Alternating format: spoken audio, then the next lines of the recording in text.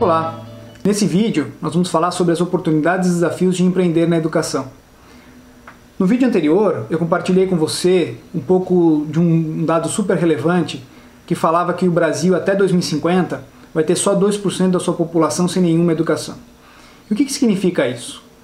A gente estava falando de modelos formais de educação, nós estamos falando de modelos inovadores, de modelos que ainda não surgiram, do que exatamente, como é que vai ser, né, daqui talvez 30 anos a educação brasileira, como ela vai ser, né, como é que ela vai estar configurada, quem serão os principais agentes que vão inovar esse sistema e qual é o grau de inovação que a gente vai ver na educação lá em 2050.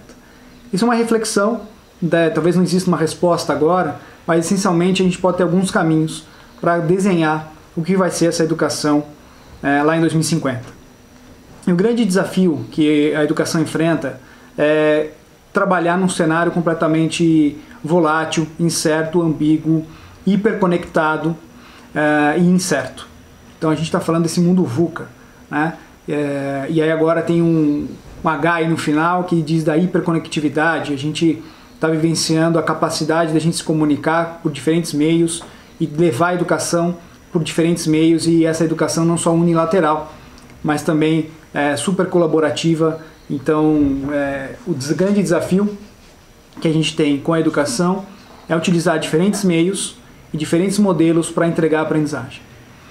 E aí, quando a gente olha para isso, a gente sabe que na educação brasileira, como a gente viu em um vídeo anterior, a gente tem vários desafios relacionados à qualidade da aprendizagem e também ao tamanho do nosso mercado. Então, a gente tem aqui alguns fatores que podem influenciar o empreender na educação.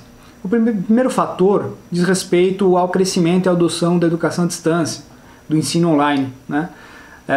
Então, a educação à distância no Brasil cresce, então essa é uma oportunidade, especialmente no ensino superior, onde a gente encontra a maior parte dessa educação à distância. No ensino fundamental, no ensino médio, ainda não existe uma regulação para essa educação online, mas a gente sabe que as oportunidades devem surgir a partir dos próximos anos, com uma flexibilização também do currículo, especialmente no ensino médio. Também a gente está olhando para fatores de mercado. Esses fatores também dizem respeito aos modelos tradicionais das escolas. As escolas ainda são bastante tradicionais. Claro que aí a gente tem uma intersecção com fatores culturais, onde os pais influenciam também que as escolas permaneçam com esse modelo tradicional. Então, quando a gente olha para esses modelos tradicionais, a gente vê que existem os modelos tradicionais, mas que eles estão com os dias contados. Então é bem possível que em 2050 a gente veja novos modelos de escola surgindo. E é claro que 15 a 18% das escolas brasileiras hoje pertencem à educação privada.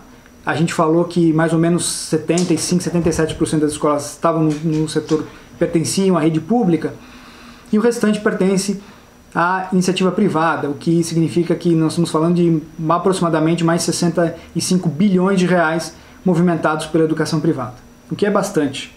Então, o outro desafio mercadológico tem a ver com a matriz da escola, está sobrecarregada de soluções educacionais.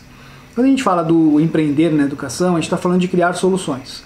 E claro que já existem muitas soluções. A gente vai ver mais para frente que a gente tem hoje no Brasil mais de 450 startups de educação, as EdTechs. E essas EdTechs atuam mais ou menos no setor privado, né? A grande maioria atua com o setor privado, e por isso a razão da matriz da escola está sobrecarregada de soluções. Mas também ainda existem oportunidades. E existe um longo ciclo de venda. Nós estamos falando às vezes de ciclos de 4 a 12 meses na educação básica e às vezes um pouco mais do que 12 meses no ensino superior para fazer uma venda. Então esses são os principais desafios quando a gente fala dos fatores de mercado. Nos fatores culturais, a gente está falando de como que pais, a sociedade, né, a cultura do professor, a formação do professor, influencia no modelo educacional, no modelo de aprendizagem. E aí, quando você vai empreender na educação, você tem que considerar, conhecer a fundo essas culturas, né? A cultura educacional ela pode variar por região, pode variar por segmento público ou privado. Então, se você pegar uma escola premium, a cultura né, em torno, né, dos pais, dos alunos, dos professores, da própria escola é uma coisa. Quando você vai para uma escola menor de bairro, tem uma outra característica, o ensino público e assim por diante. Então você tem que conhecer muito bem a cultura do seu entorno, ou da escola, ou de tudo aquilo que envolve a iniciativa escolar ou de educação. Outro assunto que tem a ver com a cultura, né, o fator que influencia culturalmente, tem a ver com a inovação. A inovação na escola, ela precisa vir acompanhado de uma mudança cultural, uma mudança, essencialmente uma mudança de cultura da escola, né? A escola vem desenvolvendo o seu modelo, vem atuando de forma tradicional, usando métodos e conceitos tradicionais de administração e gestão de negócios, ou gestão escolar, ou gestão pública, e esse modelo tradicional já não serve mais quando a gente está falando de inovar na educação. O que a gente precisa considerar é que a escola lida com um cenário, com uma realidade complexa, né? Não é como engenharia, não é como fazer uma ponte, né, em que você tem um cenário complicado, um cenário que você consegue resolver usando cálculo, usando métodos, usando... Na escola, na aprendizagem, não se trata só disso, né? É um cenário complexo, porque a gente está falando de lidar com pessoas, desenvolver as pessoas, de trabalhar com as pessoas. Então, esse é um cenário que você não tem uma receita para dar certo. Você precisa essencialmente considerar o uso de métodos, melhores práticas, processos, tecnologias e etc., né? Usar os melhores recursos, mas não necessariamente vai garantir que você atinja os resultados. E a garantia desses resultados impacta necessariamente pela adoção de outros fatores, como, por exemplo, usar empatia, considerar o uso de técnicas criativas, e para que você consiga mapear e identificar o real problema e criar soluções que até então talvez não tenham sido implementadas.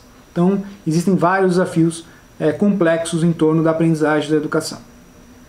E aí, quando a gente está falando das escolas, das instituições de ensino superior, essencialmente essas instituições precisam ser parceiras dos empreendedores, das startups de educação, das edtechs. Então esses são os principais fatores relacionados aos fatores culturais.